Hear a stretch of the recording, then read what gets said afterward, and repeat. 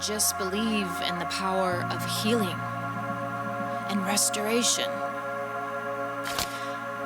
And I know that if we can just come together and speak about the hard things, we can finally begin to heal.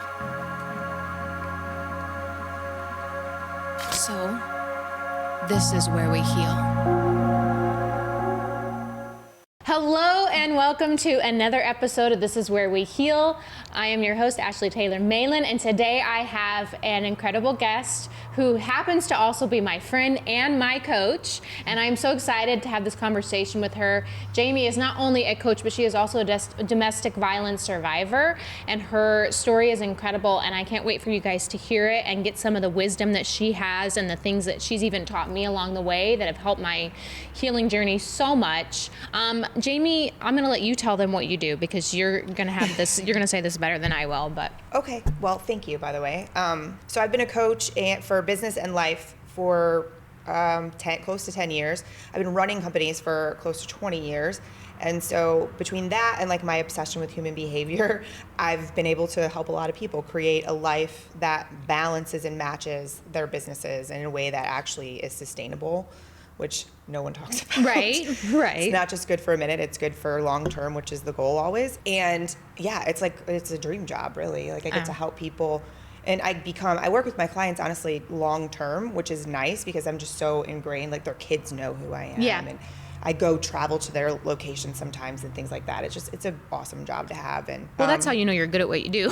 Yeah. If people are hiring you for long term, then they clearly love you and appreciate what you do. That's true. It's an honor, really. It is an honor to be not only involved that much in somebody's business, but also then to know their personal stories and then be able to like catch things where we're trying to break patterns or, growth moments. I'm able to remind them and catch them in those moments. And it's somehow my brain just keeps track of it all. I don't know. It's like a gift. It's so interesting. I never thought I needed to coach before. And obviously we have a mutual friend, Sam, who has also been a guest on the show, but, she had just told me about you over and over and over again. Like, if you're ever going to get a coach, you have to reach out to this lady. Her name's Jamie. She's amazing. She's so good. She just went on and on about you. And one day I was like, okay, I do need a coach because I don't know what I'm doing, Sure. And she was not wrong. You have been incredible. And one of the things I love, I want to tell this to people who are on here. If this is something you can afford and you can find someone that is incredible, obviously, Jamie, you're pretty booked up right now, aren't you? I have a couple spots I could fill. Okay. So if you can get her, by all means do that. If you can't, however, though, it truly is so helpful to have a coach in your life. And I honestly always thought, well, you just need a therapist. You don't need a coach. Mm-hmm. But I now have both. I now have both because both are necessary. And what I love about having you in my life, especially for my ADHD listeners, is that there are so many little tiny things that I didn't know I needed to be doing to keep the momentum going that are just totally not in my orbit at all, right? Up here. And having you in my life, not only has it helped me emotionally and mentally with my confidence and just my overall self-esteem, but it's helped me stay on track. This is the reason we're here. Yeah, true. If I didn't have you, we wouldn't be sitting here right now. Like, this was a dream that I couldn't figure out for myself, and you literally pushed me into this. But without further ado, if you watch the previous episode, I also want to mention something. This is going to be funny, and you'll put the pieces together when you watch. But my last guest, Tony Twist, he was a former NHL hockey player, and we talked about his fiance and the woman that he's been with for the last, he said 12 years, 14 years. And that's so typical of a man, by the way. But we're going to forgive him for that because he's a good guy. Yeah. But this is actually his fiance that we were talking about. Jamie is his fiance. So I love that we have her for the very next episode, and we're going to talk about that. And one of the first things I want to ask you, because Tony and I talked a lot about how a man should treat a woman and how men should be masculine and protectors and provide and like do these things while also being open to communication and all of those things. But what I want to know, and we'll get into like the details and we'll go way back, but the first question I have for you is, what made Tony different from the guys that you were with before? Oh man, a lot, honestly. So there is a 19-year age difference, so that's a huge piece of it. Really? Yeah. I did not realize that. He doesn't look his age. No, he does not. No. And so what was nice about it was, kind of like he mentioned on his show, men prior to the age of like 30, 35, like their brain is just in a different place typically. Yeah. And so I skipped that entire process with him. He was already very sure of who he was. He already knew his place. He already knew what he wanted in life. He had already had an entire life, an entire couple careers, you know, by the time we met. And we actually didn't meet through hockey, by the way. Everybody assumes that because like really? they assume that, oh, he's, you know, famous guy and that's how you met him. No, I'm not a huge sports person at all. I hadn't even been to a hockey game but like one time before we got together. And we only go now when they ask us to for like a function or something. But the shop I worked at, his company was one of our vendors. And so he was coming in and he like came in every day. And I like just thought that was normal, and it wasn't. Because once we were together, he stopped coming in every day. Right. And it took a really long time, like a year probably, before I would agree to go out with him. Because I knew he had just gone through a divorce, and I just thought he was like just being a stupid guy. You know, I definitely made the assumptions about the athlete, right? And that wasn't even it, like at all. And then we became really good friends, and it allowed us to start a relationship, which was cool. But one of the things that I think makes it different is that he is a very masculine man. He is very like set in some of his ways, but he's also extremely intelligent. And he likes to understand why something is happening the way that it's happening. And so for me to be able to be strong enough, honestly, like it's taken me to be strong enough to speak up to him and be willing to say like, hey, I know this is uncomfortable. I know this is difficult to hear, or you might not understand, but I need you to hear me, and for him to be willing to do that. And it wasn't that great right at first. Like it took a lot of hard ass conversations. I think that's the thing, to create a relationship like we have that has it's two willing partners to have tough conversations all the time, basically. And be willing to listen and respect each other. But I think for him, because he has such a teamwork, respect as like his domain, every single place we'd go, that's a big thing for him. It makes our relationship that way too. Like he's willing to hear me out. He's willing to, like just this morning even, you know, in a conversation, I was like, yeah, but that's not the same thing for me because I'm not getting to choose that. And he's like, you're right. Okay, I understand. That's so important. But it's important still. Like I have to speak up because otherwise I feel like I'm quiet. You know, somebody's quieting me down, blah, blah. So it's a constant thing. But it says a lot about someone, especially men, and I mean this in the most loving way, but it says a lot about a man when he can be corrected or be questioned without feeling offended or having to feel like he has to defend himself. I mean, that's hard for anyone in general, but for men especially, because, you know, women are taught at such an early age to be quiet, to be accommodating, to go with whatever the man says, to not question it. Like we are taught that from such an early age. So it's hard. It's already hard to go against that.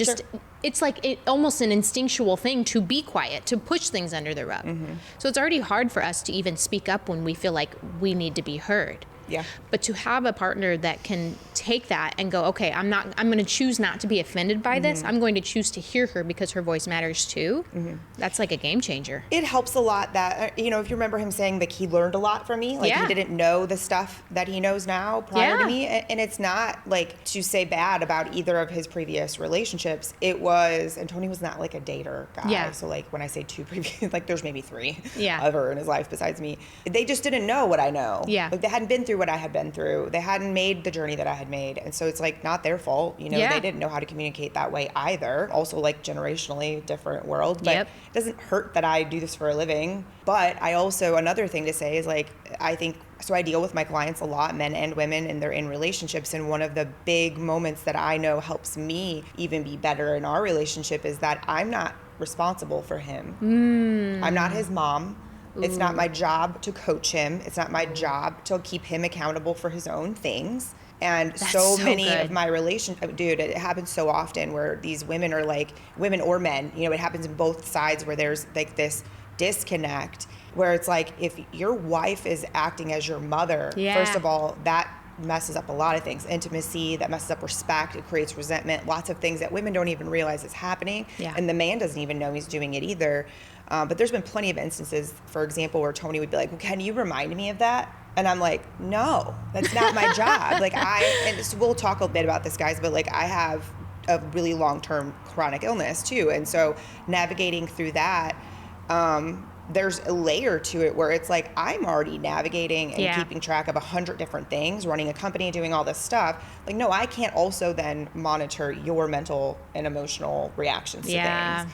And we just do that as women. It's like supernatural Oh, we for us. totally do. I know my mother is that way. So Yeah. like I've been raised that way. And I mean, now she doesn't do it as much because I help her Right. too. But it's a big give and take, really. I literally just had this conversation with my own mother like a week ago. Yeah. She's a chronic people pleaser, and I was my entire life until just a couple of years ago, and I'm still working through it. You're helping me with that, obviously. But I'm seeing it in her so much, and I'm realizing, okay, this is where I got that from. Yeah. And it breaks my heart too, because she's always worried, well, what's this person going to think? How's this person going to feel? Yeah. Which is, there's nothing wrong with being empathetic. Right. Or But being you're- caring like that. Yeah, but or being you can caring. take it to an extreme. But I had to tell her, listen, like if you're not purposefully hurting someone, if you're not going out of your way to make someone feel bad or uncomfortable, Right. it's not your responsibility how they respond. You get to be you, you get to show up as you get to be truthful and honest, and not everyone's going to respond the way that you would hope they would, and that's okay. That's not for you to work through. That's for them. And it's still hard for her, but it creates a freedom that we don't realize that we are missing Yeah. until you create it. Like, also imagine if you want your personal life, like your personal relationship with yourself, mentally, emotionally, and your health to be well, and you want your most important, like, intimate relationship with your partner to be well. If you're worrying about Aunt Sally's feelings for something that you may never even know, Yeah. like, that takes away from your ability to do those Oh, things. it's so true. You only have so much capacity, so and true. That's a good way to look at it. it's hard to do. It is. To unlearn it is difficult, but once you start to realize it, like I've told you before a bunch of times, like once you know, you can't unknow. Yeah. So you start to know, you're like, whoa, okay, I didn't really need to give that much in that situation. Yeah. So then you can start, adjusting accordingly, basically. I agree. And I think that's really important for survivors to understand, because every woman I know that's been in a domestic violence situation, they always either want to save someone or appease someone or both. And that's how we get so entangled in these toxic, violent relationships, because we're trying to save someone. We're trying to love someone. We're trying to be that person that will stick with them no matter what they've done. Yeah. And that's not our job either. Well, we justify it, right? Yes. We justify it. Like, I mean, there's a million reasons we can give for anybody's bad behavior too, right? Like, that also doesn't mean we have to sit and endure it. Yeah. My psychiatrist actually used the term compulsive caretaking is what he refers to my little monster part of me that does that. He's like, because there's pieces of me that would for so long not even think about my own basic human needs, like food, water, sleep, because I was more concerned about what everybody else needed all the time. That's why, I mean, it's nice for me to be a coach. I can put that energy there. But even then, if you don't have boundaries, when I first started, I didn't have boundaries. It took over my life. Yeah, of course it did. Well, I want to go back then to the relationship that you were in before you ever met Tony. And I want to talk about your first experience in a domestic violence situation. Can you take us back there and what that looked like? Yeah. I mean, I think here's the truth. Like, many of us that have been in, we all kind of, I seem to find this, because I've been talking about this for a long time online as well and with different people. But we all tend to find this the worst situation, right? And that's the one that we refer to as our, like, domestic violence situation. But as I've gone through my life and learned more just about things that have affected me still to this day, I can think of specific stories where Tony and I are dealing with something that a boyfriend when I was 18 did to me. Yeah. And the way he treated me. Yeah. And so that's kind of the place to start, really. Like, I mean, 16-year-old boys being whatever, that happened. Right. Like, in this particular thing, it was very specific. Like, there was definitely specific motivation to keep me feeling down, to keep me in a certain place. Like, I could give a specific example of, like, being out to dinner and me not eating my entire plate full of food and then getting barked at for that. Like, I had done something wrong. That's the one that Tony and I realized with Tony, because I was like, I'm sorry, we'd be out to dinner. I'm like, say, hey, I'm sorry I didn't eat all of this, but, like, I'll take it home and finish. And he's like, what the hell is wrong with you? I'm like, what do you mean? He was like, why are you apologizing about? I don't care if you took 2 bites. Why does it matter? I'm like, well, he cared a lot, and it like snapped in my head. Where this guy was like super tight and weird about money, and he had like $100 dinner, and I bought a cheeseburger, and I didn't eat my whole cheeseburger, and I got yelled at in front of like a table full of people about it. That's just one example. Like, there's a lot, and it was very much like just a getting yelled at kind of. That it was very much like verbally. Yeah. There was not not physical, but very verbally it's and emotionally. just as damaging. Oh, In fact, for sometimes, sure. and I know this Yeah. because I've been on both sides of it. Yeah, same. Sometimes the verbal, mental, emotional abuse is worse. Well, think about that. That's 25 years later. Yeah. And there was Still still with the you. Like I Yeah. still catch myself sometimes being like, it's okay that you don't eat your whole plate of food, guys. Right. Like, it's fine. Yeah. So, but those are those things, especially when it's someone that you love and that you're trying to take care of, it digs deep and it gets down in there and it stays. Yeah. How long were you in that before you realized, wait a minute, this is actually abusive the way he is treating me? A couple of years. Wow. His own mom witnessed it one time and was like, what the hell? Like, why are you, helps run his company. And he called me one day, like flipping out about something. I don't remember what it was. And at that time I was young and like, I would fight back. Like I would yell back at him. Like I don't yell with people anymore. Like it's not worth my time. Right. But then like, I was like yelling back, standing up for myself, whatever you want to call it. And his mom was like, what are you doing? Like, that is ridiculous. Like, you should not be dealing with that. Wow. And I was just like, oh. The fact that his own mother would say that. Yeah, my best friend, we've been friends since we were 12, and she was always kind of like, this guy's what the hell are you doing? Like, to this day, she's that way. And now I laugh because I'm like, I don't know what the hell I was doing. But, but yeah, I mean, it was a couple years because I just, I think we also tend to, we do make the excuses, right? Like, his family was going through a hard time, blah, blah, blah, business is hard. We also then pretend like it's not a real thing, And often just like, oh, it's not that big of a deal, but it is. Well, women especially, if it's not physical, they justify it as, well, this isn't abuse. He's not hitting me. He's had a hard day. Yeah, he's had a bad day. I mean, we do that. Yeah. We truly do. Sure do. And I think I love that we're talking about this, and I don't love that was your first experience, but I love that you have that because you can understand the difference. And you, as someone who deals with chronic illness, that probably literally just like made it 10 times worse because it's all internal, right? 100%. What's funny is, and at the time I didn't know that, right? Like, I started having, to like give you guys a quick backstory, like I started having some of these symptoms, like most recently, a couple years ago, a doc was like, there's a lot of people who have breast implant syndrome or whatever they call it. Yeah. So everybody assumes that that's my problem. And I'm like, no, like these issues have been going on long before. Yeah. And so the doc was like, I need you to make a timeline. So we could trace this back to like second grade. Some of this stuff was happening. And so talk about another way of abuse, right, is being like gaslighted and ignored by medical professionals basically your entire life. That's a whole nother type of trauma. Yep. But I remember when I looked at that, now realizing how much emotionally it affected me. And then we add in then managing someone else's anger or tiptoeing around their emotions or making sure we don't let other people know how terrible they're being or whatever it might be. Just adds to something your body's already trying to sort through and deal with, and it just makes it worse. And that's why I think even if I didn't have that, so those things happening prior, I know that dealing with these different bad relationships just turn the dial up. Of course. I actually heard somewhere that women specifically are the ones with chronic autoimmune issues. That it's like female dominated. Statistically, it is, and it's my coach and I talk about this a lot because she's dealt with things too. That's one of the reasons I work with her. And what it is, it's a societal thing more than anything because if you look between the difference of the role of man and the role of women in our society, women are taught that it's our job to monitor everyone's emotions and make sure everybody has what they need and all of these things more often than a man is typically. And so we take that, it's like ingrained in us as a child. Yeah. And so that becomes a really heavy pressure that we feel our whole lives. And some women don't notice, and when I bring this up, they get really pissed off, and that's fine. But like, it is a chronic low-grade stress that exists in your system most of your life. 100%. And so for women, then say you have kids, or you have a bad marriage, or a bad, whatever, a bad job situation, you get, fired, whatever it is, all of that is just piled on in an already existing level of stress, and that's what creates. We're not allowed to be angry.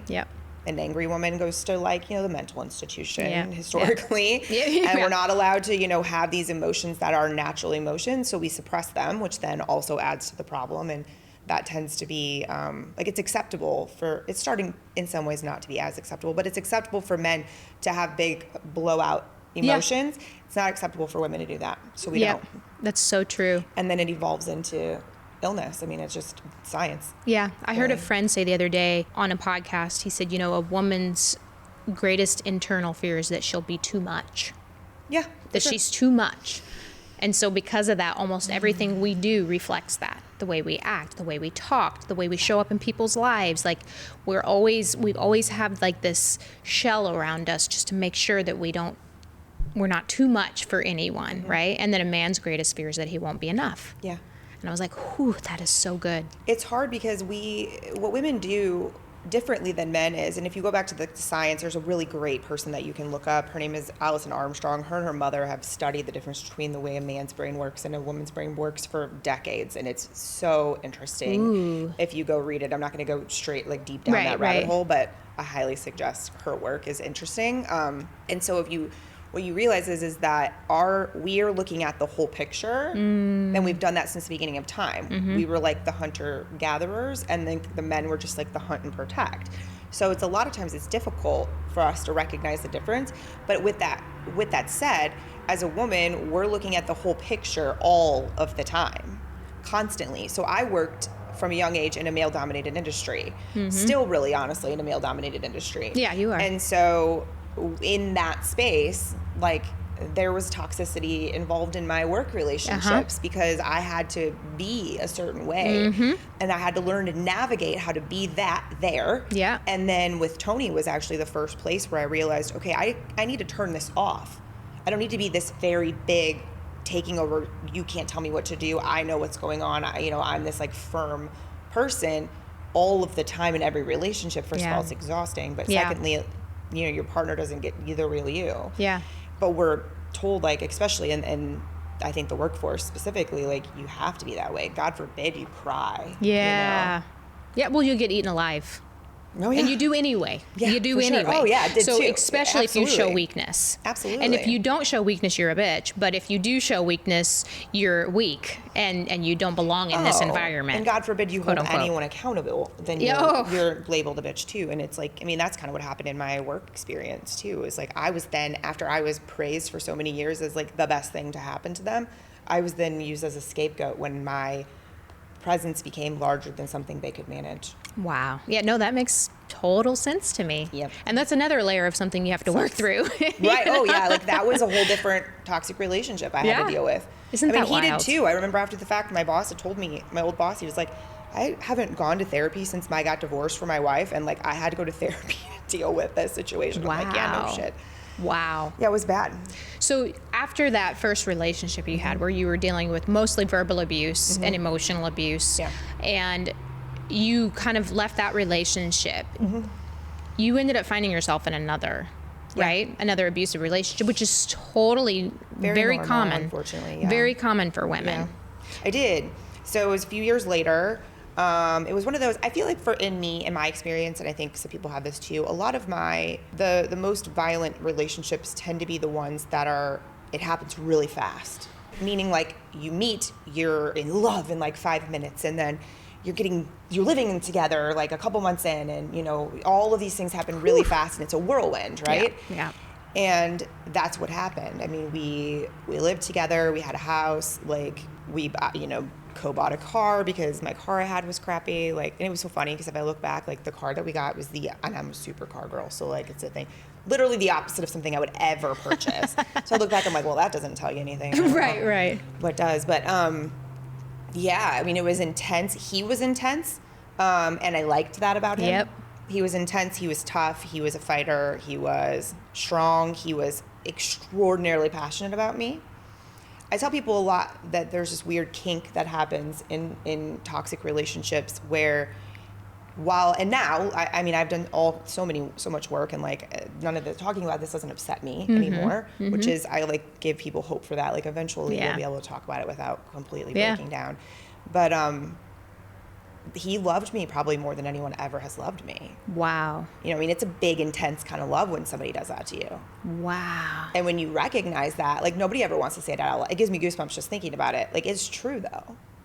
do I want that kind of obsessive, like, Right. I can't breathe without you love from somebody, and if I can't breathe with you, no one else can Yeah. thing? No, I would rather not go through that again, thank you. But it was just so intense. And I think that's why it's so easy to stay. Yes. Because all the shitty moments are then met also with this like extreme love for you. Yeah. You know, it's like the Eminem and Rihanna song. I can't listen to those songs because it's like, whoa, this is way too much of like a deja vu moment for me. When I listen to them, I'm like, okay, well, I lived that, so. Yeah, I mean, even Yikes. in a relationship like that, even when they're controlling you and they're manipulating you and they're gaslighting you and they're getting physical, you're in some weird twisted way, you see that as love because you're like, well, they love me so much. They don't want anyone else to have me. They don't want anyone else to have access to me. They don't want anyone in my orbit. And it's a weird, sick, like, mind, I won't say the word, mind F, because it's like a part of you knows this is wrong. A part of you knows this isn't healthy. A part of you knows that this doesn't end well ever when it gets like this. But then there's a part of you that feels so wanted and so desired and so important to someone that you almost feed off of it. Yeah, for sure. It is a twisted thing. And here's what I think is a big statement everyone needs to recognize is that if you've not been there, what we're saying probably sounds insane. Yeah, 100%. But if you've been there, whether you want to admit it or not, like, you know what we're talking about. Yeah, any woman who's been in it feels nuts. Like, Yeah. I get it. And it's true. It's true. But it's addictive. And it becomes like, it is what it is, right? Yeah. Relationships become what they are, and we think this is just the way this relationship is. I will say that when I was with him, the thought of like, this is going to end ugly never crossed my mind until like I knew I had to get out. There was one specific moment, and I know me and Samantha have talked about this a lot, where we all have this one moment where we're like, wait a minute, whose life is this? Yeah. Where like you have that moment where it's like, okay, hold on. Mine was like quite an out of body experience. I was sitting on a curb with the police arresting him. All the neighbors were outside. They were arresting him because of what he was doing to me. They had been called 3 times, and like they told us, if we come back again, someone's going to jail. Wow. And it was that moment where I'm looking, going, knowing like he needs to leave because I don't know what would have happened if he would have stayed there that night. Yeah. And I was yelling at the police not to touch him because he had a bad back and you're going to hurt him and this and that, like, because he was being aggressive and they were like tasing him. Because he was known by our police department for being aggressive as a teen. And so I had that sitting on like the sewer lid, like of the street, you know, realizing that I just did that and that all just happened. I'm watching this going, whose life is this? Yeah. And whose life do I care more about? Right. And I'm like, no, I'm not. This is not me. Like, I'm not. This is the shit you see in a movie. Like, I can't do this. And that's the thing I hear a lot. I don't know if you've ever heard that from people, but I can't believe someone as strong as you. Yeah. Oh, would ever all the be time. in a relationship with like that. And I'm like, well, most of the time it is strong women. Yep. It really is. That has nothing to do with it at all. Yep. It doesn't make me 100%. less strong. It was, honestly, for him, I just think it was more of a challenge. Oh yeah, of He's course. like, ooh, you're strong. Let me see what I can do. And it's with not like this. it's not like it's their first rodeo. A man that comes into a relationship that his entire motive is to dominate, control, and take over a person's life, they've done this before. They have practiced it. They have turned it into a skill. Yeah. Right? They know what they're doing. And that's why they go after strong women. The challenge gets bigger and greater, and then it only makes them better at what they're doing. It's creepy how similar people's stories are. Yeah. You know, the man is very similar in a lot of these stories, and that's one of the things, like I told you earlier, my like obsession with human behavior. Like I love to watch how people behave, and that's one of the ones that still blows my mind. I'm like, did you all like go to some secret school we didn't know about and learn so how weird. to do this? Because it's so similar. It makes you really like realize how sinister it is that it's like this, there's this weird dark part of humanity that just collectively exists. Switch on in certain people. Yep. And yeah, I mean, in that case, like I did end up leaving probably within, 6 weeks of that time frame, but no one knew that he was this way. Nobody liked him in my friends and family. Right, of course, another sign, by the way. No, yeah, another sign for sure. Nobody liked him. And I left work and I called my dad and I said, hey, I rented a U-Haul. Can you go pick it up? And he's like, what? And I'm like, I have to get out of this house and I have to get out of here now. Wow. So my dad and all my cousins, all my big man cousins, I have a huge family, showed up, and everybody moved my stuff out. My Christmas tree was up. My aunt took the tree down. Like, it was a whole ordeal, and he followed me around the house in front of everyone, just yelling at me the entire time. And I don't know how I survived that moment, honestly. Like, I often think, one of my friends was with me, and she's like, I don't know how you survived that moment. Like, I cried. I went back that night because he made me feel so terrible for leaving him. Like, I had burst his entire life. My dad died. This happened, blah, blah. And so I went back, and I slept there that night because I felt so bad. I had escaped, but I felt so guilty. And then it took a few months of back and forths before I had the moment where I was like, never again. And I left and with my dog, and we never spoke again. Isn't that interesting? Like the guilt that you feel for an abuser. 100%. And I know every single woman has faced this, that's been in that situation. I think that's why we stay. I think it's why we stay, and I think it's why we stay silent. 100%. I was quiet about my abuser for 15 plus years because I felt guilty to tell people the truth. Yeah. I felt guilty. I didn't want to make him look bad. I didn't want people to think lowly of him. I didn't want to embarrass him or his family. And it's like, why was I protecting him? He created his own reputation. For sure. That wasn't my fault that I endured it. Yeah. I don't know why. I don't know what it was that led me to talking about it, honestly. I think it was just watching other people go through it. I didn't care about his reputation. So the way I built my business is by storytelling. And when I tell a story, you don't know, unless you're the person, like, where you were there, you don't know who I'm talking about. It's about my experience in this situation, not about him. I've made a whole video once about, like, it's not about him. Like, your healing and what you went through has nothing to do with him. Yep. It's you. Yep. And so when you can get to that place, it's a beautiful spot to be in, because that's really when you can start to, like, make peace with what you endured and let yourself go through and whatever. So I know that telling that story, I knew people knew who I was talking about. Some people, but it just felt so important that I had to. Yeah, that's good. Yeah. I want to know, what ways did you navigate healing after that? When did you realize, like, there's something in me that needs to heal, because otherwise I keep going back to this same person in a different body? Yeah, it was honestly a couple things. So when I left there, I moved back in with my parents' house and felt kind of dumb, 20-something, living back with your parents. But I had a job, an important job. And so every morning, and my dad worked nights. So, like, my dad is always home during the morning. So we would, as like growing up as children, we'd always be real quiet, because he'd leave for work at like 3 p.m. So he wouldn't get up until like 11 or something. Yeah. Every morning I listened to the same song on repeat and, like, sobbed while I got ready the entire time. And as I look back on that and know that, like, that was my therapy, like, that's how I did it. Like, I knew that I had to work. Like, I had a responsibility there. I was not going to let him take that from me too. He tried many times, but like, I was not going to let that happen. We also worked for the police departments a lot. So, like, I had protection there, which felt nice. Yeah. And that I was safe in where I was. And that was where I was like, okay, if you're gonna, eventually you're going to not be sad about this. And so eventually I wasn't. I didn't cry as much, and it didn't come to my mind every 5 seconds. And it helped me to acknowledge that it was my thing to sort out however I needed to sort it out. Yeah, I agree. Yeah, and that was crying a lot about it. That was working a lot. Like, I definitely put my body and soul and mind, like, into my work as much as possible. And then I did start dating another guy who I knew from years before, who was like someone you would expect to be that way, because he's massive. He's a huge guy, and he was the sweetest man. And that probably healed you in a lot of other ways. So much, because he was sweet. I was safe with him no matter what, and I knew it. We always liked each other in high school, just never worked out, kind of deal, like weird timing stuff. And he probably doesn't know that, but he did. Like, he healed me a lot because I felt safe there. And we didn't have to talk about it because he didn't care to talk about it. Like, I could have, I think, with him. But he knew what had happened, and he was patient and kind and sweet with me. And being able to have that really, I think, helped. I think it's so important for women to understand that, like, and I say this a lot on my social media, there's a season where you have to heal alone. There are things that that can only be healed in the time that you have with yourself. Yep.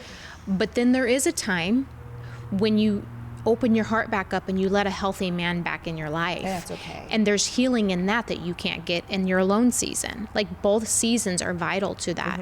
And I just, for myself, I haven't gone into the season of dating again yet and being in a healthy relationship, but there was one guy I dated, kind of in the mix of all the other things, and he was healthy and stable and present and respectful and kind, and he still stands out in my mind. Yeah, same for me. For Still. this guy, yeah. And like it didn't work out, and and that's okay, but I think back on that, he was the one person that showed me that this is what it should look like.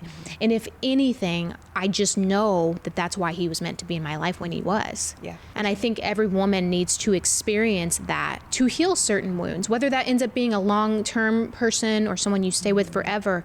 Every woman needs to date a healthy man to understand, especially after damaging relationships like that it can look different, and it should.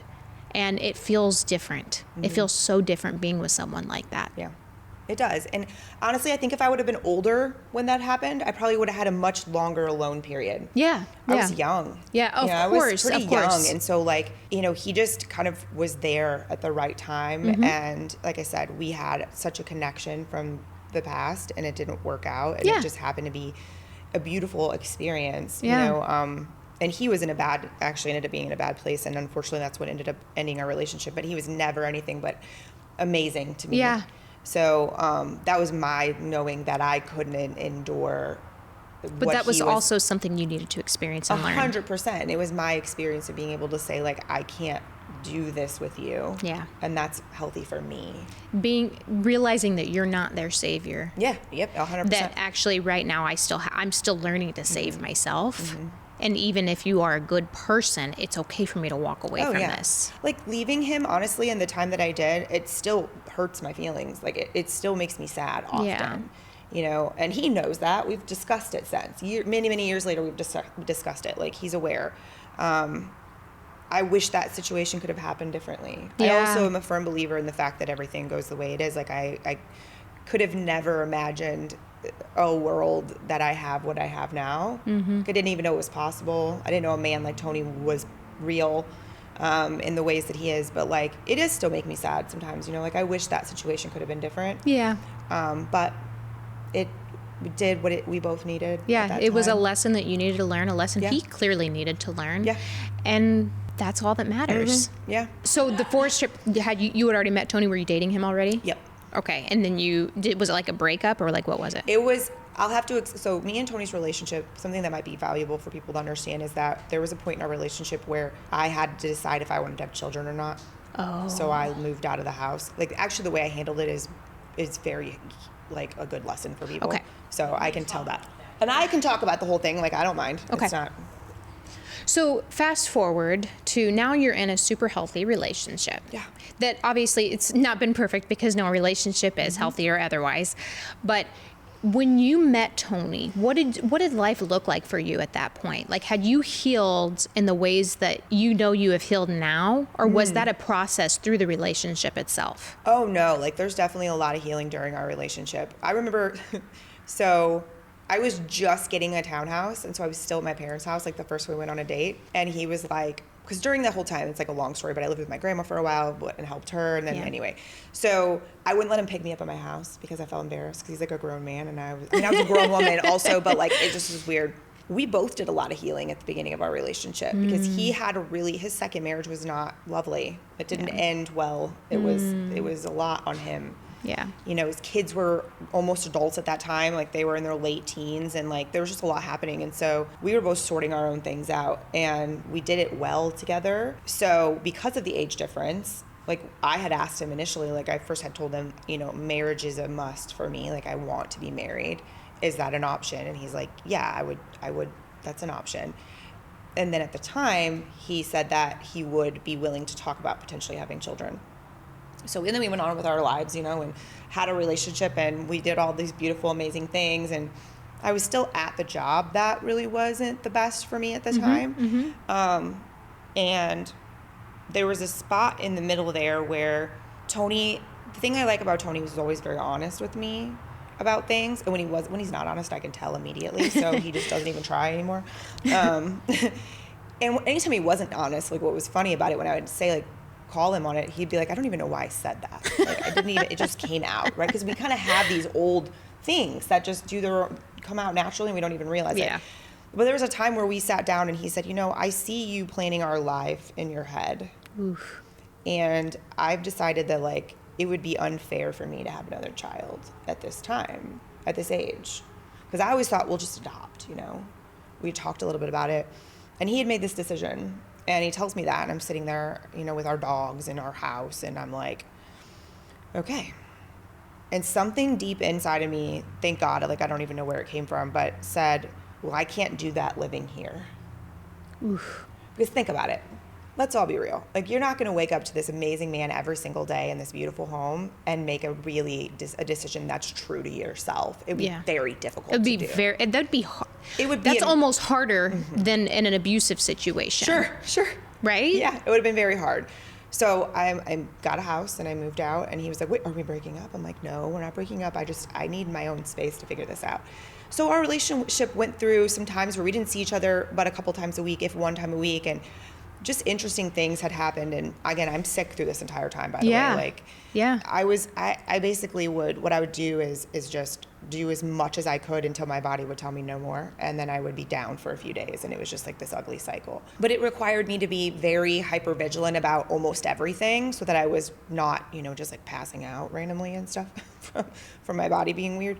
And I wound up in this situation where I had a bad encounter with a coaching situation. Recent, like to that, I'd had a couple of health things. Something happened in my family. And I just kept finding myself, so I'm very intuitive and I like that I have a very strong senses. And I started noticing that things were just dull to me. Like I didn't hear the things I would hear physically, like literally, like couldn't hear. Like my thoughts just were not working the same way. I was in a weird ass place and I didn't know. And I just had this moment where I was like, I think I just need to get away from everything. Mm-hmm. And wishing in my head, like, I remember earlier that year we had gone to Gulf Shores with my family and Tony was like a total monster the whole time we were there because he had to leave work early and everything at work was exploding, and like he did it because he felt obligated, where at that time in our relationship he didn't feel comfortable telling me like, hey, this isn't a good idea for me to come. Yeah. And I don't even know if I would have heard it, Right. If I would have been willing and able to hear that at that time. But then when we go, this all was going on, and I thought, I just want to get a house, like rent a house on Airbnb down in the Gulf Coast and just go for a week by myself and like sort my shit out, basically. Yeah. And I just kind of said it in passing. And Tony was like, I will pay for whatever you want. Like, I need you to go. Like, if you need to go and do that, go and do that. Wow. Yeah. And then I realized, like, I really didn't want to drive to the Gulf Coast. Like, it's not a fun drive from Missouri if you've ever done it. And it's really far and, all these things. And so I ended up getting a cabin in Tennessee. And I drove my Jeep. I have a big lifted Jeep, you guys, and I drove it. And it was windy and miserable. It was like the most terrifying drive. If you've ever driven a big Jeep, like, they're all over the road. Oh, they're terrible, yeah. And you don't go fast, whatever. So I'm, like, driving this thing. And it was, like, the whole trip in itself. But that morning, what I did was I purposely packed all the food I would need, all the things I would need. I canceled client calls. Like, everybody knew I was going to be out of reach, basically. Like, they had Wi-Fi, but I didn't want to feel obligated. So I also didn't want to interact with anybody. I didn't want to allow myself to distract myself from the purpose of the trip. Yep. So I made the drive. I literally cried that morning. It was like parts of me thought I was never going to see Tony again or something. And I went. And I spent the entire I think I spent the first 6 days like in the cabin. The people who owned the cabin had literally called to make sure I was like alive because they hadn't seen me at all. Oh.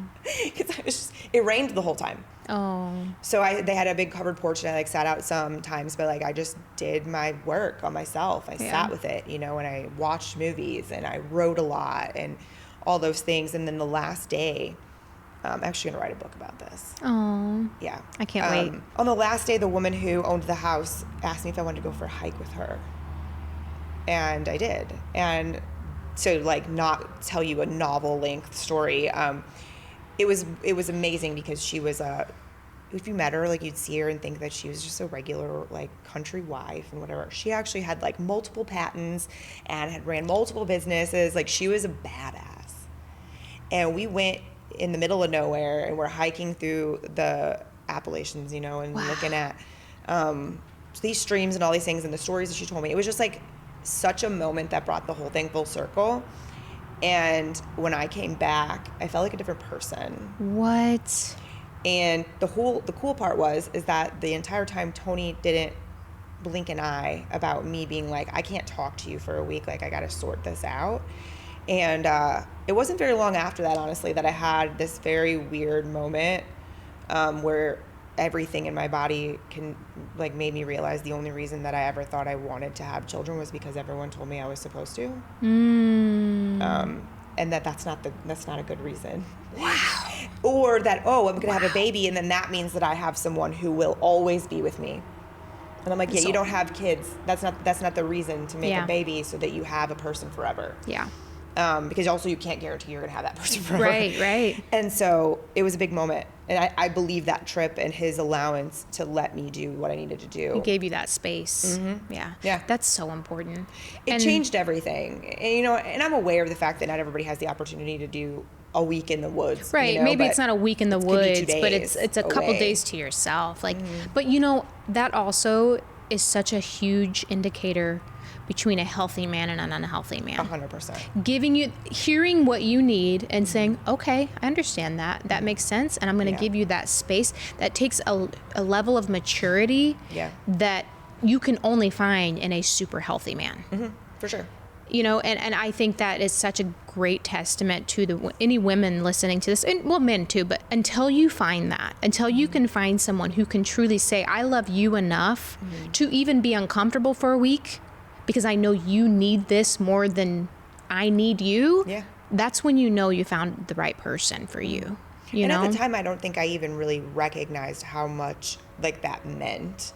Of course, I think very quickly afterwards what was interesting during the trip is I started to realize it was a few days in where I smelled things again and my food tasted more and I'm like, there it is. Okay, here we go. I'm coming back to life a little bit. And I've had that happen a few times, similar to the listening to the same song every single morning because I needed to sort my life out and find a place an anchor. And that's what it was. I think we have a lot of those seasons sometimes, but we don't give ourselves the grace to actually have them. Oh, it's so true. And I want anyone listening to, if you're in the depths of it right now, whether you're in an abusive situation or a toxic situation and you're trying to find your way out and it just feels so hopeless and dull and dark and it just feels like you'll never come out of this or ever love again, I promise that's not true.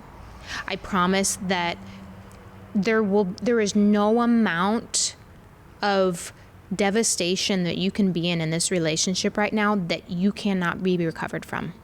You can recover from this.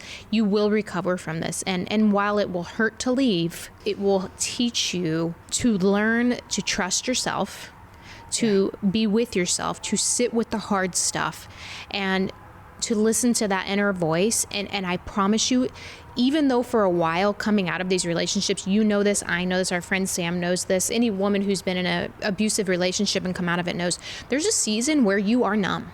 100%. Where once you've passed kind of the grief, you don't even know you're numb. Yeah, you don't even know. But you don't feel joy in anything. Nothing feels hopeful. Nothing feels exciting for a while. You're kind of just existing for a while. That's also a part of the healing. And it doesn't feel like it. Yeah. But when you get to the other side of that, and you all of a sudden, like you said, you start noticing, you start smelling things again. Even the littlest tiny things, you start seeing bright colored flowers again that you weren't noticing for a while. You're coming out of the fog of that season. And all of a sudden you start to realize, oh my God, I have joy. Oh my God, I laughed at something. Oh my God, that felt really fun. And I'm in that season right now. It makes me tearful to think about it because I'm finally there, but it took so long. And a lot of people, they lose sight and they feel like I'll never be myself again, but you will. So keep going. Yeah. Keep going. Even when it feels like it's never going to happen, you just keep, if you keep moving forward with anything, eventually you get to the other side of it. It's just the truth. And I feel like that's a constant lesson we learn in life. Yeah. The in-betweens are not the comfortable parts, Right. Oh God, no. but they're the parts where we learn the most. They always. are. They so are.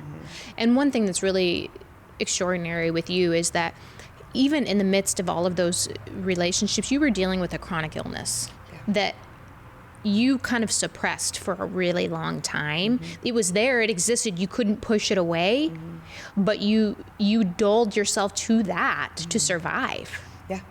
for a long time. And then it started coming up in the healthy relationship that you were in. Yeah. Can you talk about that a little bit? Yeah. So, I mean, what's funny, I think about this a lot, actually. This comes up in my mind because now I'm just very publicly discussing it with anyone in my life, because it's the last year and a half I have committed everything possible to sorting this out finally. Like, something clicked where I knew my body was going to start shutting down, like, in big ways if I didn't do something. Like, it had been so long that this had been going on.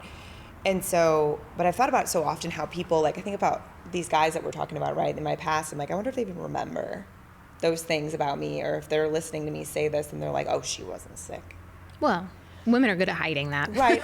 Sure. For one. I know, like, one of them for sure is aware, like, but it's like, it's so interesting because, you know, we question ourselves even then, where I'm like, oh my gosh, all these people are like, she's lying, which obviously I'm not. You know, I know I'm not.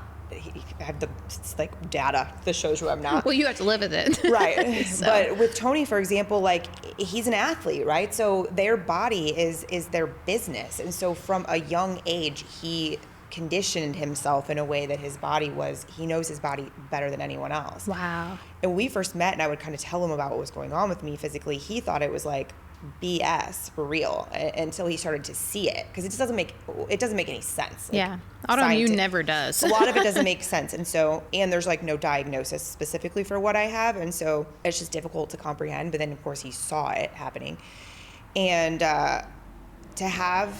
it affects your intimacy. It affects your ability to have conversation, because you only have so much capacity. Yeah. And even myself, I didn't even think about it on that side of things. But like, now that we're as deep in the muck of it, in the healing, and like, he comes to my somatic therapy session sometimes and sits with my coach and sees what we're doing and understands the depth of it. And if I didn't have, honestly, like, having that support is a gift in such a big way. But it affected my relationship so much because I would numb to the physical feelings. Sometimes it would have me numb to the emotional feelings too. Yeah. And then I'd have to try to navigate, how do I show you my emotions, but I can't feel the feeling. It was very hard. Like, it's a very complex situation to monitor. It's very similar to monitoring. I mean, then throw in anxiety and depression into the mix, and here we go. Yeah. And it's just a lot to juggle. Through a healthy relationship, it would just be so frustrating and make me so sad. Yeah. Because it would prevent me from being able to enjoy things, or travel at the drop of a hat like he likes to do, and things like that. It was just, and I think that made me hide it more without realizing it. Yeah. And so for now, you know, it's a normal thing for Tony to say, like, right now, holiday season, right? We are getting invited to all these people's company Christmas parties or whatever. And he's like, yeah, maybe. And Jamie, I don't know. We don't know until like that day if she's going to be able to go or not. And for him to be able and be willing to be, he's not open about his own life. Like, he likes to keep it close. Yeah. I'm not that way, obviously. Right. So for him to respect that, it's important for me to know, for them to know why I'm not coming. He doesn't question that anymore. He just explains it. Yeah. Because for so long, when you don't acknowledge it, it's very important once you finally realize it and you acknowledge it. So I don't know what my life is literally going to look like in a year. That's the craziest part. I don't know what an adult life is like without navigating constant symptoms. You know, so it's another testament to why it's so important to find the right person for you. Yeah. Because a relationship is difficult on its own. But when you throw in chronic illness and sickness and disease and things like that, it requires someone that can show up in ways that are really difficult to show up if you're not, if you do not truly love that person. And so I think it's important for women to understand that too. Like, be with the person that you know is going to be by your side if you are stuck in the hospital for the rest of your life. Like, be with that person that you know, if I lose feeling in my legs and I'm in a wheelchair tomorrow, this man loves me enough that he will stay by me through this, and vice versa. Men too. Yeah. Be with the woman. We've been through a lot of surgeries with Mr. Fighter Man. I can't like, only imagine. So many surgery rehabs together. Yeah. But at the end of the day, that's what's important. If you can look at that person and you can go, I don't think they would be there for me through this. That's not the right person. No, if you feel like you can't be ill around your person, you know, it's a disturbing truth. I've been there. I've been in relationships where I could not be sick. Yep. I was and left you suppressed alone. It, yeah. And literally left alone, and literally almost had to have an ambulance come get me because I could not function. Yeah. And I was away from my family.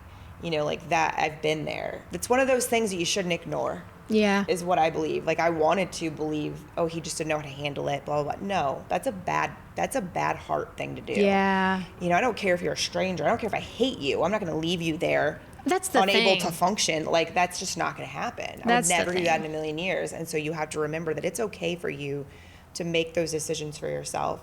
It's okay for you. Also, something I was thinking while you were saying that is that you have to let them love you that way. Yeah. And when you've been in shitty relationships and you've been treated like crap, you've been treated like you were too much, like you were too heavy, you were too dramatic, blah, blah, blah, the list goes on. Ooh. It is not easy to let people, to receive the love that someone is going to give you. God. I often have, it is often a moment, we're getting ready to start, this is actually a really big deal. I wouldn't even talk about planning our wedding because we had no idea what was going on with my health. And the fact that we are starting to talk about it is actually, my coach was crying on the phone yesterday because it's such a big deal that I'm able to even think about talking about it. But it's like in that moment to be able to know that we're on the same page and that he wanted to do something that I thought was a little bit too extravagant.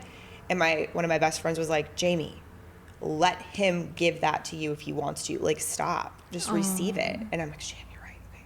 That's because beautiful. It's a constant thing when you're used to being hypervigilant, you're used to being the strong person, you know? When you're don't let used to receiving less than you deserve. Truth. From most people. And someone comes into your life and they want to give you that and more, you're going, no, wait a minute. It's no, weird. No, it's weird. I don't. Why would you do that? Why would you give me more than I deserve? I'm okay with getting less. Mm-hmm. It's weird, yeah. It's a weird mind flip. Mm-hmm. It's for him too, honestly. Like, he has a hard time. What bothers me the most about like our relationship is that a lot of people don't know the version of him that I know. Yeah, of course. His own children don't know as much of it as like his son does. I wish his daughter got to see more of the Tony I see every day. They just don't spend as much time together anymore as they used to because of life and whatever. But it's like, man, his emotional availability is so drastically different. And for a young girl, like, that's big. Oh, 100%. You know? And so there's just pieces of that I know I didn't mean to do that to him. I'm glad I did. You were a lesson that he needed to learn. And he'll say it all day. Like, it took, and who cares if it took us this long to get where we're at. But it is alarming on both of our sides to let the other one be okay or give a ton to you, or it's just when that's not what you're used to getting from people. And a lot of men, that's their truth. They're not used to a woman being the way that I am to him, and it's uncomfortable for them too. Just like sometimes it's uncomfortable for me to be like, wait, you don't know, I don't want to do okay, but I do want that. We get real awkward. Yeah. And it's the same on both sides. And so that's another thing you have to be able to be willing to feel like in the weirdness about and let the other person have their feelings about it and process it the way they need to. Man. Yeah. One of the things I think that was most valuable for both of us was knowing that I can't expect Tony to process things on my timeline. Yeah. And he can't expect me to process things on his timeline. Oh, damn. That convicted me immediately. It's hard. Because it requires you to be willing to walk away from a conversation and let it be unfinished until they're ready to finish it. Woo! Ow. It's big. Ouch. That's tough. It's tough. And it leads for like the best endings to conversations though. And it leads for very little fighting. It leads to a lot of compassionate negotiation. Yeah. Compromise. Yeah. There it was. Yeah. Same thing. Compassionate compromise that didn't come out. Yeah. Yeah. That's where it lets it. Because a lot of relationship is compromise. But you have to be, but not on things that you shouldn't be compromising like your safety. That's so true, though. Yeah, that's so true. I mean, that's like, I'm sitting here and I'm thinking about the times in relationships where I was expecting some sort of response, some sort of answer, some sort of conversation that I felt like needed to happen right now. And it's like, I need to learn to sit in uncomfortable silence, and a man needs to learn to communicate when he doesn't want to. And it's like, you have to both be able to somehow find that perfect balance in between. Yeah. And it can be messy to get there, It just takes, like I said in the beginning, and that's what I tell people, it's possible to build an incredible relationship. It just takes 2 willing participants. What would you tell the woman what would you tell me? Because that's where I am. Let's talk about what you would tell me. But we'll just, we'll act like we're talking to someone else. What would you tell the woman that has been through toxic relationships most of her life? And she's kind of come through the hardest part of her healing season. Not quite ready to put herself out there, but not opposed to it anymore. What would you tell her, knowing what you know now, knowing that you have been in the toxic portion of life, but you've also found the healthy balance with a man? What would you tell her is the most important thing when it comes to getting back into the world of like dating and love and relationships? What should she know? And what should she, you can give me all the things. We can, I think the biggest thing for me was recognizing that as long as I was trying to find a relationship, everyone that I found was not the right one. You don't go looking for that. You just exist in the world, what's the best place for yourself, and then that's when you find the person who fits you well. I have the chills. Well, because otherwise, think about it. You're running around looking for a man, which we've all done it. Like, it's not a bad thing. We've all done it, but then you're looking for a man, and you're also at the same time not fully being yourself and not true to what you need first. So then what happens if you find said man in that situation, and then a couple months past like the honeymoon phase, you are you again, and he's like, who the hell is this person? Yeah. Or it doesn't fit anymore. I've done that way, never worked out well. Lots of like headbutting kind of feelings. And then I've done it the way of like, for example, with Tony and I, where I was not looking for him. I was in a pretty healthy relationship with a grown man who was great, and he freaked out actually, and then tried to come back, and by the time he came back, I was like, I'm not interested anymore, and I was just doing my own thing, running the companies. I had multiple jobs. I just doing my own thing. I was not looking to fall in love. I really wasn't. I was just happy and hanging out with my work friends and just taking care of my dog, and doing my thing. And then it swept, it came out of nowhere, and I couldn't have even seen it coming. Yeah, that's good.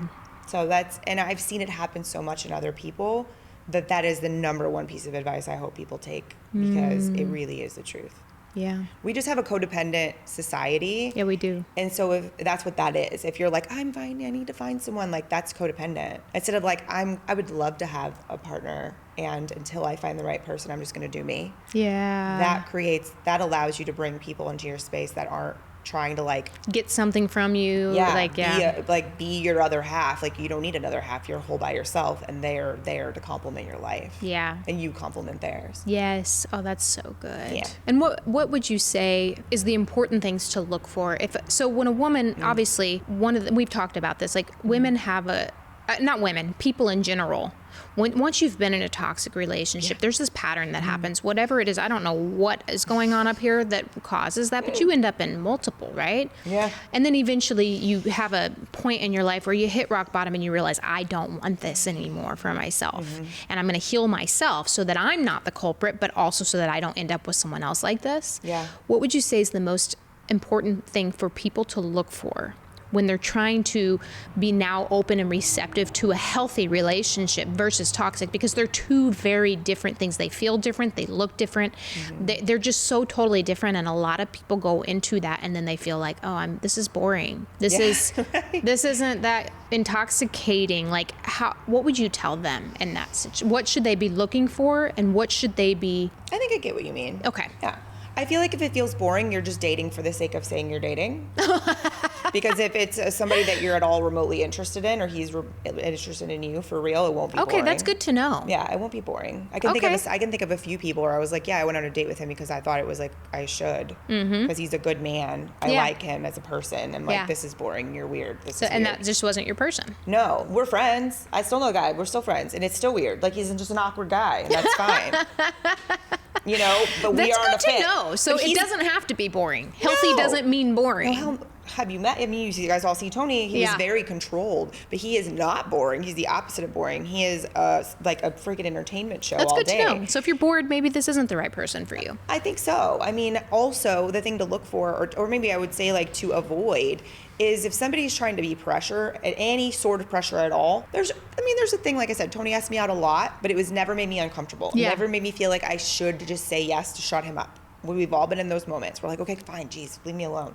That was never it. He was never awkward and weird about it. He was very sincere every single time. Aww. But if somebody puts any sort of pressure on you at all, that's an immediate sign for me that they're either really codependent or they're controlling somewhere underneath there. Or they want something. They have a hidden agenda. Sure, which is typically control. Yeah. Like, let's be real. Yeah. Control comes in a lot of forms. Yeah, it sure does. And so that's a thing. Another thing is kind of the way that they spend their time. I mean, not to be like, this is the place where you should be a little judgy as far as like pay attention to what people are doing. Yeah. But if it doesn't suit like how they're spending their time doesn't at all feel remotely interesting to you, like why would you want to go out with them? You know what I mean? If they're big bar people and you don't like to drink, like this is probably not a good idea. Facts. You know, if they're going to the park and walking their dog and they're like having this fun like stuff they do even by themselves, great sign. Yeah. You know, but you pay attention to also friends that they have and the way they interact with other people. Like, here's the deal. So important. If you just pay attention and don't try to fit somebody into another mold, because we do that. Oh, that's so true. Then you can see that. That's like, so true. That might not be actually something I want to do because I'm trying to make him into this guy. You know, and it's also that's why it's so important to show up as yourself. Truth. Yeah. Like to get to a place where you don't feel like you have to like, oh, he likes Stevie Nicks. Well, I better like her too. I'm gonna start listening to all her. No, show up as you. Yeah, give it a chance. Otherwise, there's no chance of alignment because you're not even showing up as the person that you're pretending to be. Like literally, Tony and I's first date was so weird because he doesn't like baseball, and I mean, I don't mind going to a game, but he took me to a baseball game. He showed up with like already pre-mixed drinks. Like I'm not a big drinker. I mean, he's really not either, but like it's the social thing to do. Yeah. And then we went to the game short term. We were there not very long, and then we went to Patios. People who don't know St. Louis, it's a bar across the street from our baseball stadium, and it was just like the most awkward event that ever happened. Because neither of you wanted to be there. We wanted to hang out, but we didn't want to be there. Yeah. Yeah. Like, and he was just trying to do something. He hadn't dated in 15 years. Like, he was just trying to do something that sounded fun, you know? Yeah. And it was weird. That's hilarious. It's like a lot of strange things happened that night, but yet somehow we continued, you know, going on. And I mean, I'll just tell the whole story. I didn't eat because we missed the dinner at the seats we had, and then we went to Patios. They don't have food. Hypoglycemia reactions, has to have food, right? But awkward, didn't want to say anything. Younger, didn't speak up for myself. He didn't know, and a bar fight broke out, and I saw a bunch of blood, and I passed out. Oh my God. Oh yeah. That is an awkward first date. Somebody I'll was give you like, that. "Hey, Tony, that girl you brought on the ground." Yep. And then the ambulance came. It was a whole thing. Oh my God. That is the best first date story of all time. Oh yeah. And somehow then we hung out again, and we went on a trip, and he smashed my hand in a door, and and we like did it. Our flight took 3 times longer to get home, and then when we got home, the car wouldn't start. It was like the worst. These are all things where people will be like, "What the hell are you doing?" But there was still always consideration. He was always still respectful. He was still all the things. And then after that trip, where I was thinking, "What in the heck am I thinking? Like, this is ridiculous." I missed him. Oh. And that was it. And those were all things out of his control. 100%. Like, he didn't purposely smash my hand. Different. You know, it was like, all of it was like a fluke. Yes. And, oh my God. Yeah, which was funny. Like, I tell people that. They're like, "Our first date was weird." I'm like, "Let me tell you about weird first dates." And then, like, here we are, and literally the best relationship I can imagine. But So you can't always judge stuff by That is that. hilarious. So one good date was like the first time I went to his house. He called and said, "Hey, like I would love to make you dinner." Fun fact about Tony, he's an excellent cook. "Do you like seafood?" I'm like, "Yeah, okay." And he tells me where he lives, which is kind of far away from where I was at. And I'm like, "Damn, okay. I mean, I guess I go, you have to work tomorrow." And he's like, "That's okay." He's like, "If you want, like no pressure, but like if you wanted to spend the night, you could." And we had gone out like to dinner a couple times prior to this. And he knew I had a dog. And he's like, "And if you want to bring Bonnie, you can. It's okay." And I was like, "Oh." So I got there and he had like everything perfect. Bonnie was like having the blast because she's like running around the country, and like immediately jumped like holding her and being Bonnie's best friend. So like, then there was moments where I was like, whoa, okay, this guy like is a gentleman. What the hell is that? Yeah, seriously. Yeah, seriously. So obviously not every day was terrible, but Right.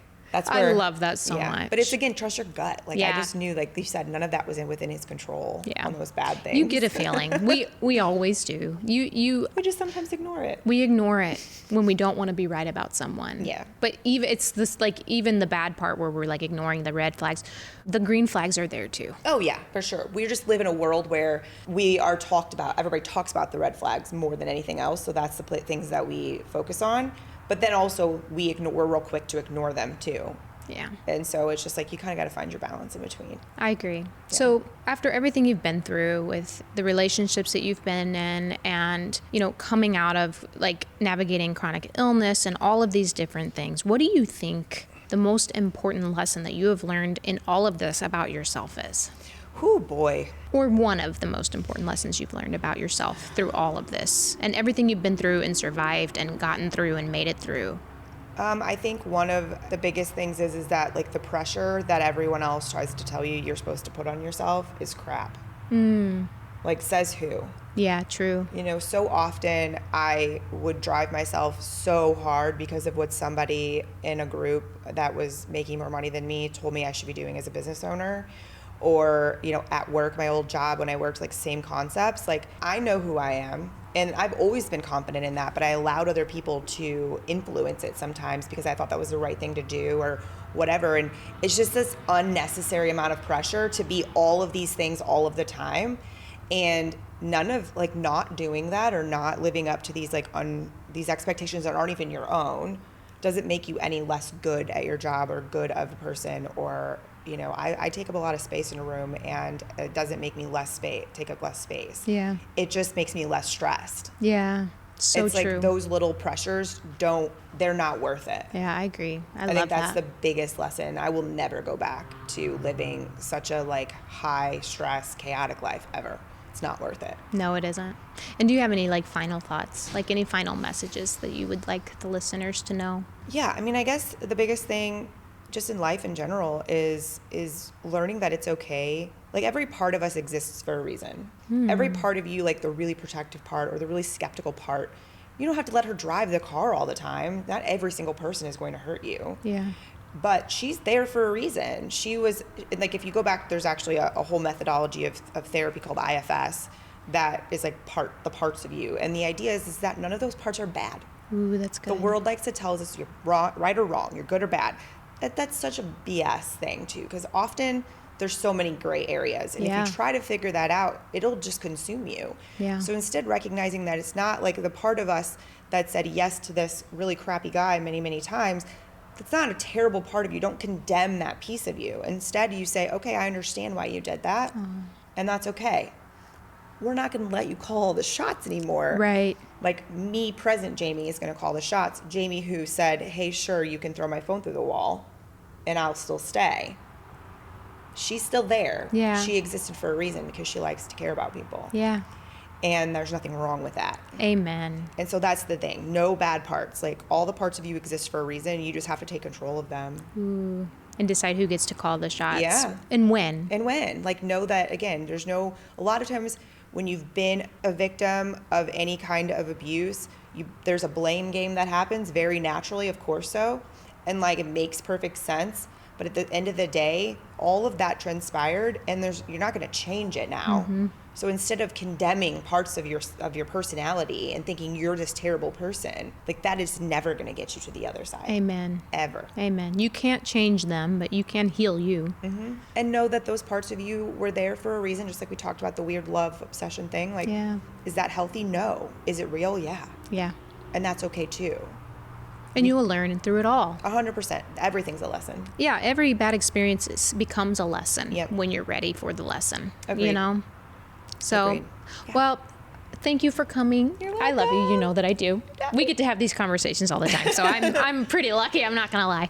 But that is a wrap for today. Again, this is Jamie Thurber. You can find her on Instagram, Facebook, just under Jamie Thurber, right? Yep. And it's J-A-M. And I say that because I always spell Jamie as J-A-I for some reason. But A lot of people do. J-A-M-I, Thurber. And Yeah. it's soon to be Twist. But we're looking at 2026 for that. Yeah. And she is a life coach. She is also pretty much a project manager. So if you are someone that is like looking to like launch a career or find your way into the business world, she's also excellent at coaching through those things as well. And she's my coach and my favorite. Thank so you. anyway, that's going to be a wrap for today. Thank you guys. And I hope you got everything you needed out of this.